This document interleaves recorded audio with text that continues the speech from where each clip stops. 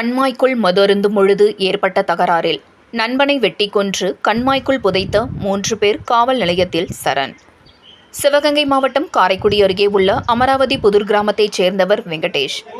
கொத்தனார் வேலை பார்த்து வரும் வெங்கடேஷ் அதே ஊரைச் சேர்ந்த புஷ்பராஜ் என்ற நண்பர்கள் இவர்கள் நேற்று இரவு அமராவதி புதூர் எதிரில் உள்ள தானாவயல் கண்மாய்க்குள் 4 பேர் அமர்ந்து மது அருந்தி உள்ளனர்.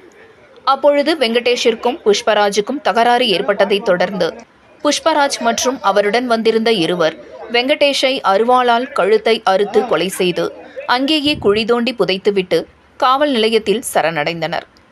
அதன் பின்பு சம்பவ இடத்திற்கு சென்ற ஆராவயல் காவல்துறையினர் புதைக்கப்பட்ட வெங்கடேசன் உடலை கைப்பற்றி உடல் கூராய்விற்காக சிவகங்கை மருத்துவக் கல்லூரி மருத்துவமனைக்கு அனுப்பி வைத்து குற்றவாளிகளிடம் எதற்காக கொலை நடந்தது என்று தீவிர விசாரணை செய்து வருகின்றனர்.